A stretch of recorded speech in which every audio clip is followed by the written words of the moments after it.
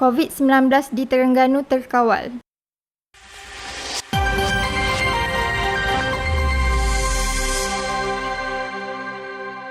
Situasi semasa pandemik COVID-19 di Terengganu dilaporkan masih terkawal dengan hanya 2 kluster aktif berdasarkan data Jabatan Kesihatan Negeri Terengganu JKNT sehingga 29 November.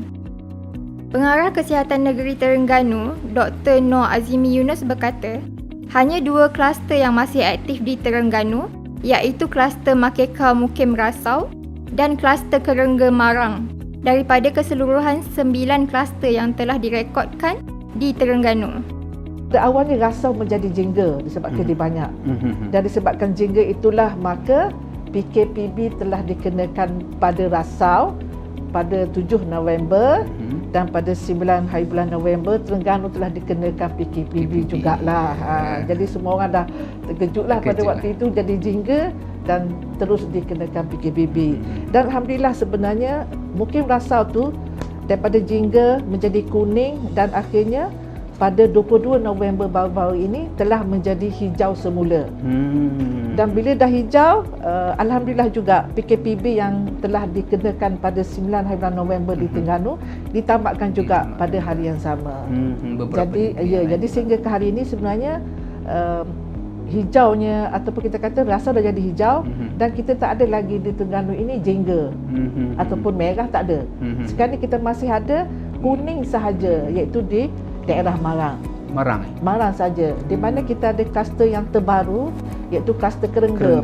Nama pun Kerengga, yang berasal daripada Pulau Kerengga dan kes yang pertama dilaporkan adalah pada 19 November dan kluster ini telah menghasilkan sebanyak 7 kes. Yang terbaru adalah 2 hari lepas 28 bulan November. Kerengga ni? Kerengga. Bahasa Terengganu Kerengga. Kluster Kerengga. Kluster Kerengga. Okey, kalau Makeka tadi sebenarnya kes terakhir kita 8 November. Kes yang terakhir. Jadi kalau tidak ada kes dalam masa 28 hari, insya-Allah kluster itu kita akan rasmi tamat pada 6 hari bulan Disember. Daripada 9 maka kita akan tutup 8 kluster. November. 8 kluster. Okey, daripada 9 kita akan tutup 8 kluster. Pada 6 hari bulan Disember insya-Allah tidak ada kes lagi lah dekat Rasau tu. Okey. Dan untuk Kerengga ni kita nak kata sekarang lah. Sebab kes terakhir kita masih 2 hari lepas. Kita kena tunggu 14 hari lagi. Tapi setakat ini tidak ada lagi daerah yang jingga. Dan kita harap sangatlah kalau kita boleh kawal dengan baik, tidak ada lagi kuning lah. Kita nak hijau cepatlah di Terengganu ni. Kalau kita lihat data yang kita ambil sejak semalam lah, 29 November ni kita telah mengesan sebanyak 237 kes positif COVID-19 dengan 1 kematian di negeri Terengganu. Dan bilangan kes ini sebenarnya merangkumi 2 gelombang lah, iaitu gelombang pertama yang berlaku pada 13 Mac yang lalu dengan jumlah kes sebanyak 114. Dan gelombang kedua yang berlaku di Terengganu sama dengan negeri-negeri lain yang kita laporkan pada seawal 25 September pada waktu itu.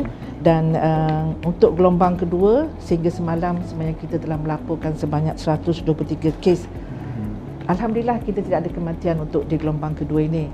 Dan untuk di gelombang kedua, kalau kita lihat gelombang pertama dahulu dikaitkan dengan kluster terbesar iaitu kluster Seri Petaling, manakala untuk gelombang kedua kita banyak kaitkan dengan kepulangan pengembara daripada negeri-negeri berisiko seperti Sabah, Lembah Kelang dan juga Kelantan lah. Beliau berkata demikian ketika ditemu bual di studio TV Darul Iman, Pejabat Urustia Penerangan Darul Iman, Kuala Terengganu.